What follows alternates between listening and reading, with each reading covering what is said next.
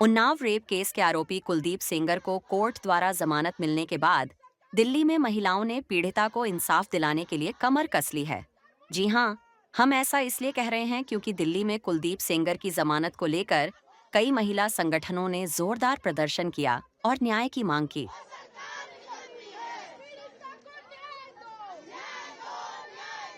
आपको बता दें कि इस केस में आरोपी को जमानत मिलने के बाद पूरे देश में रोष बढ़ता जा रहा है।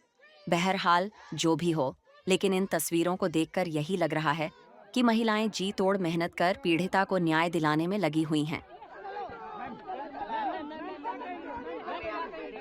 हमारी ये डिमांड है कि जो केंद्र सरकार लगातार जिस तरह से कुलदीप सेंगर जैसे हत्यारे बलात्कारी को बचाने की कोशिश कर रही है और हाई कोर्ट भी उन्हीं के दबाव में जिस तरह से अभी फैसला दिया है इनको अपील करने की, वो इनकी उम्र कैद की सजा बरकरार रहे और कोई अपील दलील नहीं होनी चाहिए।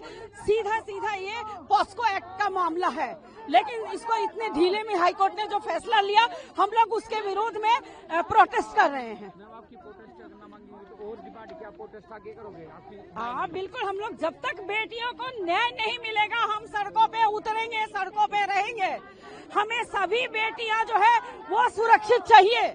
इसलिए कर रहे हैं कि कुलदीप सेंगर जैसे बलात्कारी और हत्यारे को जमानत दे दी गई है। हमारी मांग है कि सेंगर की जमानत को रद्द किया जाए और उनकी उम्र कैद को बरकरार रखा जाए, पीड़िता को संरक्षण दिया जाए और बलात्कारियों और हत्यारों को संरक्षण देना बंद किया जाए। चाहे आपका पद कुछ भी हो, धर्म कुछ भी हो, जात कुछ भी हो, दोषी दोषी होता है, सजा का पात्र होता है, उसकी सजा में नरमी कभी ना बरती जाए।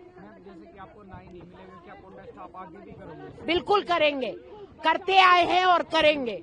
आज हम यहाँ आए हैं, हम बिल्कुल शांतिपूर्ण तरीके से हाई कोर्ट से गुहार लगाने आए हैं कि इस बेटी के साथ जो अन्याय हुआ है उसे रिवोक किया जाए, फिर से उसकी एक जो पिटीशन हम फाइल करने वाले हैं उसकी सुनवाई हो और इसे न्याय मिले। इसीलिए हम यहाँ पर एकत्रित हुए हैं। जैसे कि न्याय ना मिलता तो क्या आप इससे बड़ी भी प्रोटेस्ट करनी पड़ेगी?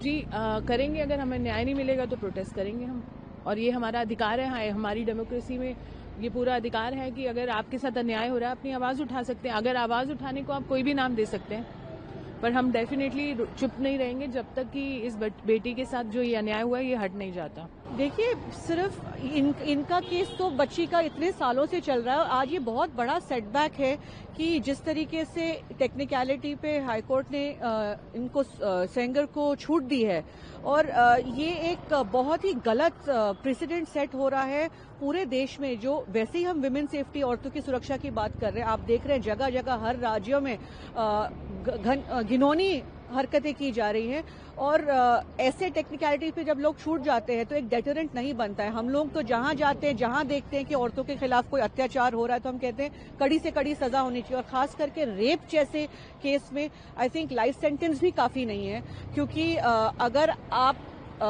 ऐसे केसेस में भी, इतना बड़ा हाई प्रोफाइल केस है, उसमें भी कोर्ट अगर बायस हो रही है, मैं कोर्ट के ऊपर उस तरीके से आरोप नहीं डालूंगी, पर अगर टेक्निकलिटी पे जैसे कहा छूट सकते हैं, तो ये बाकी औरतों के लिए क्या मैसेज है? आज आरोपी सुरक्षित है, लेकिन जो विक्टिम है वो दर दर भटक रहे हैं न्याय के लिए। इतने सालों की जो न्याय की लड़ाई थी, तो भी उसका परिवार सुरक्षित नहीं था, वो खुद सुरक्षित नहीं थी।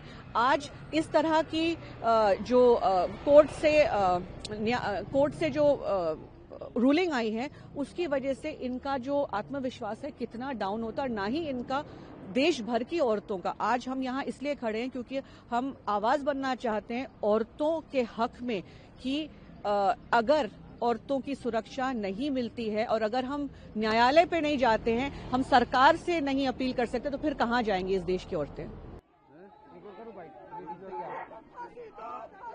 ये आप लोग प्लीज, आपसे रिक्वेस्ट है कि यहाँ पे इस तरह का कोई धरना प्रदर्शन करना बिल्कुल गैर कानूनी है, और यहाँ पे धारा 163 BNSS लगी हुई है। आप लोग प्लीज यहाँ से जाइए।